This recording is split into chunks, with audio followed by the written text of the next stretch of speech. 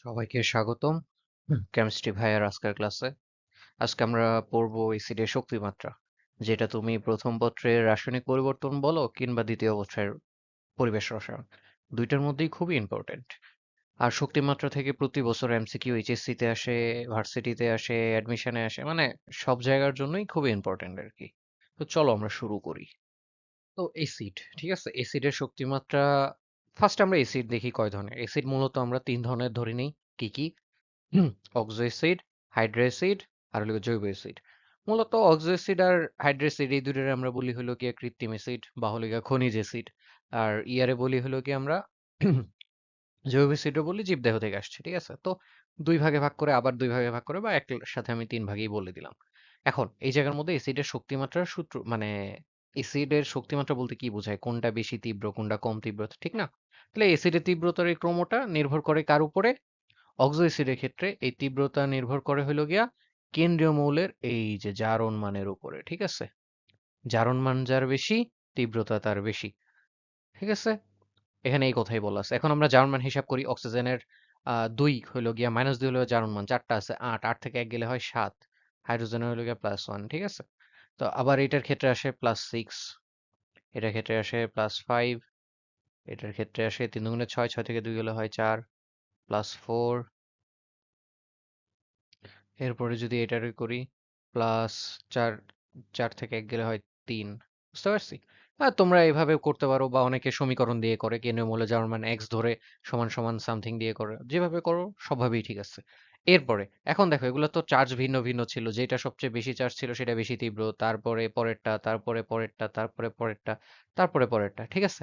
এখন যদি এমন হয় যে এইগুলার সবগুলার জারণ মান সমান হয়ে গেছে, বা দুইটার জারণ মান সমান হয়ে গেছে, তখন আমরা কি করব? জারণ মান দিয়ে তো আমরা বেশ, মানে আলাদা করতে পারবো না তখন, ঠিক না?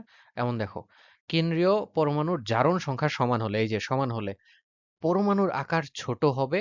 যে পরমাণুর আকার ছোট হবে, মানে যার কেন্দ্রীয় পরমাণুটা আর কি, কেন্দ্রীয় পরমাণুর কি জারণ মান সমান, তাহলে কেন্দ্রীয় পরমাণুর আকার যার ছোট সেই বেশি তীব্র। বুঝতে পারছি? এখন দেখো এই জায়গার মধ্যে আসে 3, 3 থেকে 1 গেলে থাকে 3 দুগুণে 6, 6 থেকে 1 গেলে থাকে 5। হ্যাঁ, সেইম ভাবে এখানে যদি করি 4 দুগুণে 8, 8 থেকে 3 গেলে থাকে 5। এই যে দেখো এই দুইটা, এই দুইটা কি সমান হয়ে গেছে না? 5 5। এখন আমরা আলাদা করব কেমনে? এখানে আছে নাইট্রোজেন, এখানে আছে ফসফরাস। নাইট্রোজেন আর ফসফরাসের মধ্যে আমরা জানি একই গ্রুপে দুইটা, নাইট্রোজেন উপরে, তার মানে কি নাইট্রোজেনের আকার ছোট, তার মানে কি এটা বেশি তীব্র। বুঝতে পারছি? এভাবে সেইম ভাবে এই দুইটার ক্ষেত্রে আমরা করি এখন। আর 2 দুগুণে 4, 4 থেকে 1 গেলে হয় 3। এই যে +3। এটার জন্য 3 দুগুণে 6, 6 থেকে 3 গেলে হয় 3, +3। তাহলে কি হলো? দুটোটাই +3। তাহলে এই যে দেখো, আবার নাইট্রোজেন আর ফসফরাস, এর মধ্যে নাইট্রোজেনের আকার ছোট, তাহলে এটা কি বেশি তীব্র। বুঝতে পারছি? এখন আমরা দুইটা প্রবলেম সলভ করব, যে দুইটাই অ্যাডমিশনে আসছে খুবই রিসেন্ট টাইমে। দেখো, একটা আসছে জাহাঙ্গীরনগর ইউনিভার্সিটিতে, আর একটা আসছে রাজশাহী ইউনিভার্সিটিতে। খুবই রিসেন্ট টাইমে, 24 25 আর হলো 23 24। তো চলো আমরা কি করব, সলভ করব। কেমনে সলভ করব?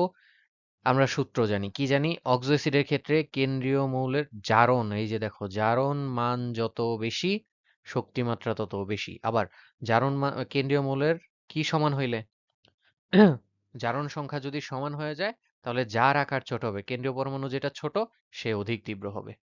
বুঝতে পারছি? তো চলো আমরা দুইটা এমসিকিউ সলভ করি। সবার ফার্স্টে কি বলছে? অক্সো অ্যাসিডের শক্তিমাত্রার ক্ষেত্রে নিচের কোনটি সঠিক নয়?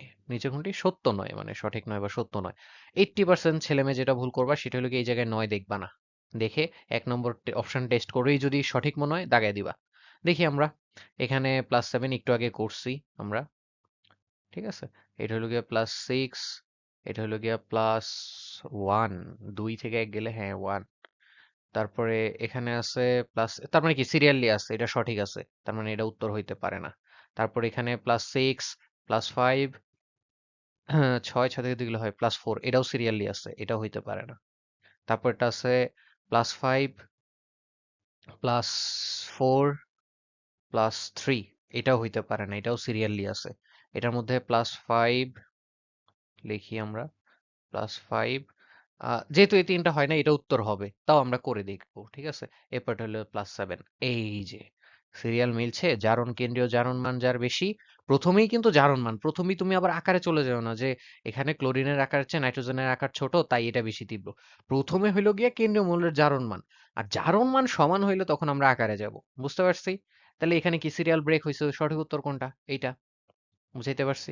এরপর নিচের কোনটি সবচেয়ে শক্তিশালী অ্যাসিড? নিচের কোনটা সবচেয়ে শক্তিশালী অ্যাসিড হবে? আমরা সবগুলা কি করব? জারণ মান বের করব।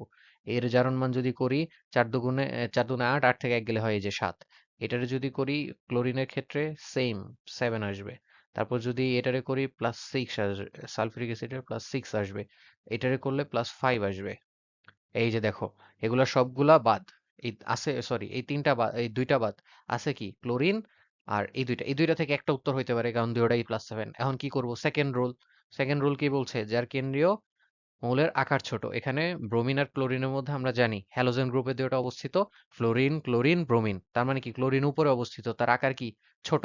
আর ব্রোমিনের আকার বড়। তার মানে সঠিক উত্তর কোনটা? কেন্দ্রীয় মৌলের জারণ মান যার ছোট, তীব্রতা তার বেশি। এইটা। আশা করি ডাউট ক্লিয়ার হয়েছে।